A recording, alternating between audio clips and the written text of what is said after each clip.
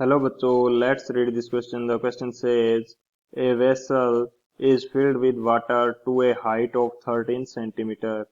The apparent depth of a screw lying at the bottom of the vessel is measured by a microscope to be 8.5 centimeter. If water is replaced by a liquid of refractive index 1.70 up to the same height, find the distance at which microscope have to be moved to focus on the screw again.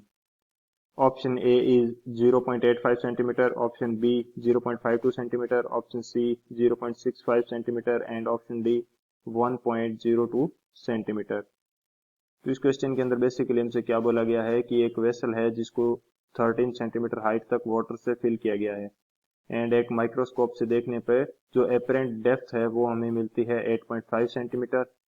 अब यदि इस water को replace कर दिया जाए एक refractive index 1.70 के medium से सेम हाइट तक, तो माइक्रोस्कोप को दोबारा फोकस करने के लिए कितना मूव करना पड़ेगा। इसके लिए जो की कंसेप्ट है वो हम लोग देख लेते हैं। बात करें यदि की कंसेप्ट फॉर दिस क्वेश्चन, ये हमारे पास क्या हो जाएगा, ये हमारे पास हो जाएगा एपरेंट डेप्थ का फॉर्मूला। एपरेंट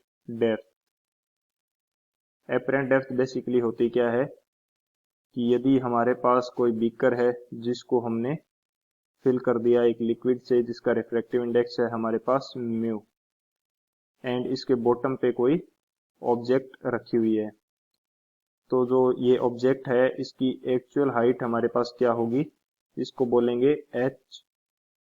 एंड यदि इसको रेयर मीडियम यानी बाहर से देखा जाता है तो ये ऑब्जेक्ट कुछ उठी हुई दिखाई देती है। ऑब्जेक्ट कुछ क्या ऊपर की तरफ उठी हुई दिखाई देगी। मैं मान लेता हूं कि ये ऑब्जेक्ट हमें कहां दिखाई दे रही है, ये ऑब्जेक्ट हमें यहां दिखाई दे रही है कुछ उठी हुई, तो इसकी ये जो हाइट होगी इसको बोल देते हैं हम एच डैश। तो हमारे पास यहाँ पे जो एच डैश होगी इसको बोला जाता है एपरेंट हाइट या apparent depth. Apparent depth and जो हमारे पास h है ये हमारे पास क्या है, रियल डेप्थ। तो यहां से यदि वैल्यू फाइंड आउट करना चाहें h डैश एपरेंट डेप्थ की, तो ये वैल्यू होती है हमारे पास h बाई म्यू के इक्वल, यानी कि real depth divided by refractive index of the medium, ये हमारी क्या होती है एपरेंट डेप्थ। ये हमारे पास हो जाएगा इस क्वेश्चन के लिए की कंसेप्ट, एंड इस की कंसेप्ट की हेल्प से हम लोग इस क्वेश्चन को सॉल्व करते हैं। बात करें यदि सॉल्यूशन की, तो सॉल्यूशन हमारे पास क्या हो जाएगा, मैं गिवन कंडीशंस देख लेता हूं कि गिवन क्या क्या चीज है मेरे को। गिवन हाइट h जो रियल हाइट है वो मेरे को कितनी दी है, ये मेरे को दी है 13 सेंटीमीटर, क्योंकि जो स्क्रू है हमारा वो कहाँ पे है बॉटम पे। एंड जो h डैश दी है फर्स्ट केस के लिए यानी कि वाटर की कंडीशन के अंदर h डैश, ये मेरे को कितनी दी है 8.5 सेंटीमीटर। एंड जो refractive index of the medium ये मेरे को दिया है 1.70।